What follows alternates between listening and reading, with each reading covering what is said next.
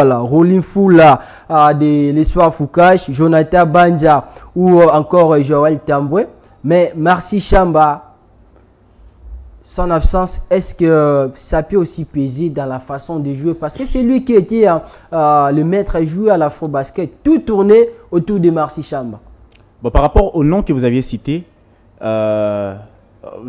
si j'essaie de comparer avec les performances de Maxi Chamba, l'absence de Maxi peut toujours peser.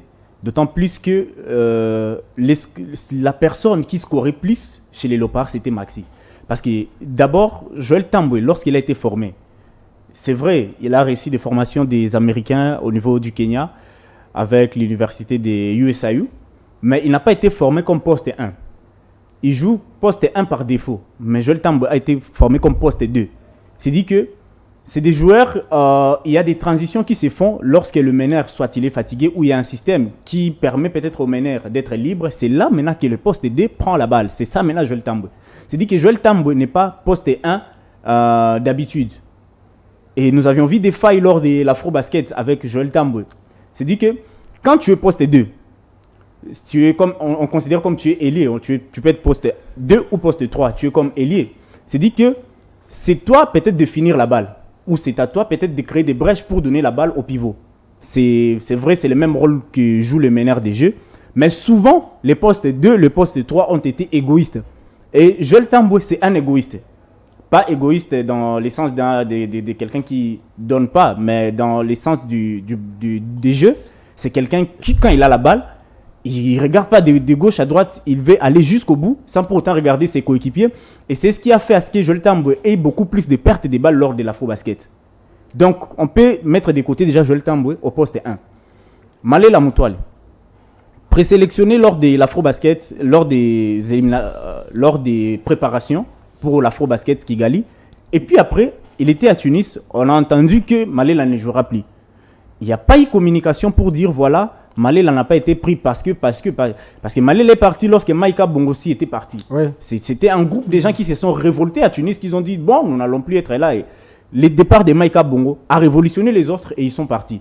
Et on n'a pas eu des explications pour savoir pourquoi ces joueurs qui sont partis. Parce que Malé, là, c'est un joueur type, c'est un bon meneur parce qu'il évolue en France, pour ceux qui ne le savent pas. Il est dans les Pro A en France. Donc c'est quelqu'un déjà qui est bon dans son poste. Il a de l'expérience. Il a de l'expérience. Il joue aussi les niveaux professionnels. Les hauts niveaux. C'est dire que aujourd'hui c'est une liste de 15. Donc il doit y avoir, je ne sais pas comment dire, on doit sortir certains joueurs. On doit éliminer certains joueurs pour retenir que 12. Mais il y a quand même la présence des joueurs comme Ebondo. Lui aussi, il peut combler ce vide de Marcy Chamba en tout moment vers sa taille. J'ai dit, il peut toujours pas combler ces vides parce qu'il ne joue pas les mêmes postes. Et là, on est en train de comparer selon les postes. Ouais. Et là, il y a aussi Jonathan Banza. C'est vrai, Jonathan Banza, c'est un bon meneur. Mais Jonathan Banza, c'est pas un scoreur. On a quand même suivi Banja pendant la Basketball League Africa. C'est ce que je suis en train d'expliquer par rapport au profil de chaque joueur. Ouais. Maxi Chamba, c'est un scoreur. Maxi Chamba peut vous faire 20 points dans un match. Jonathan Banza ne peut jamais le faire. Je ne peux pas dire, je peux pas refuser le travail que Jonathan Banza fait. Mais dans les profils des meneurs, il y a des meneurs qui ont été formés comme des distributeurs. Il y a des meneurs qui ont été formés comme des scoreurs. Si vous avez besoin d'un exemple, et je vous donne l'exemple de Stephen Curry, à l'instar comparativement à Chris Paul. Stephen Curry peut te faire 40 points dans un match. Chris Paul ne peut pas te faire cela, mais Chris Paul peut donner la passe à tout le monde. Il peut rendre tout le monde meilleur, mais sans pour autant que lui puisse marquer. C'est ça maintenant Jonathan Banza. Jonathan Banza ne score pas, mais Jonathan Banza, c'est un bon distributeur. Or, lorsque nous regardons les systèmes que les Léopards jouent, l'automatisme que les Léopards Basket ont, la philosophie que les coachs ont inculquée au Léopard Basket, ça permet plus aux meneurs de marquer qu'aux pivots et aux ailiers.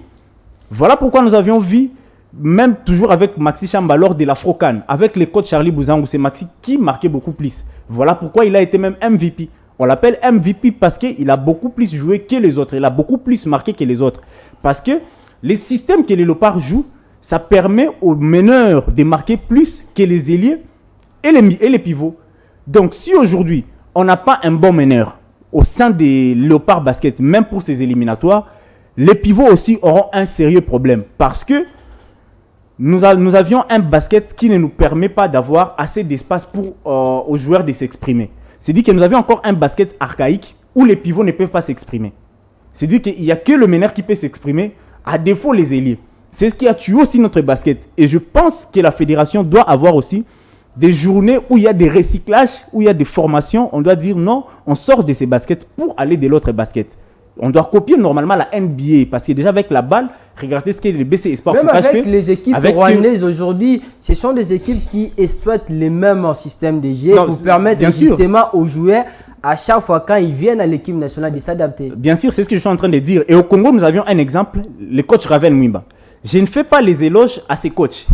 Mais en lisant les systèmes que ces coachs nous donnent, nous sentons qu'il y a une philosophie de la NBA. C'est-à-dire qu'ils laissent les espaces au niveau de la trapèze. C'est-à-dire que et les pivots peuvent s'exprimer, et les meneurs peuvent s'exprimer, et les ailiers peuvent s'exprimer.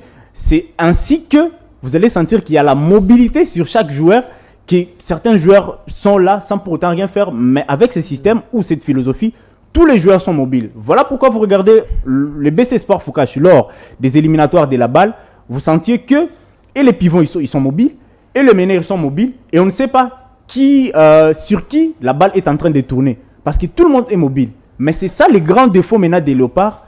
Si le meneur est pris à deux, ou si les adversaires comprennent que le système des Léopards est assis sur le meneur des jeux, du coup les Léopards ne vont pas jouer. Si vous refusez ça, vous allez regarder non, avec... Non, moi je n'ai pas refusé. Hein. Non, j'ai dit ceci. Je n'ai pas refusé. Oui. Bon, pour ceux qui en doutent, regardez la philosophie, puisque c'est le même coach. Bon, je ne sais pas si c'est toujours Charlie Bouzangou et les DT Simplice. Oui, comme il y a aussi les coachs Pirot. Je ne donne pas les sons aux coachs parce qu'ils sont expérimentés par rapport à moi, mais moi je regarde avec un œil d'analyste. C'est vrai, il y a un nouveau coach qui est venu. À 9 On va en jours, parler tout à l'heure. Oui, à 9 jours, mais je ne sais pas s'il viendra pour, comment on dit, les termes que Fachi utilisait, déboulonner les systèmes que les Léopards connaissaient déjà depuis des temps, parce que Charlie, ça fait beaucoup de temps qu'il est là, et il a inculqué cette philosophie à ses joueurs, donc ça sera très difficile pour que nous puissions nous en sortir avec ces nations que nous allons affronter. Voilà, Prince Bacha, j'étais là silencieux, hein, en train de suivre tout ce qu'il disait. Bon, ce sont des gars qui maîtrisent vraisemblablement bien les basketball congolais, et puis ils sont là, il faut en profiter de ces genres d'émissions. On va rester toujours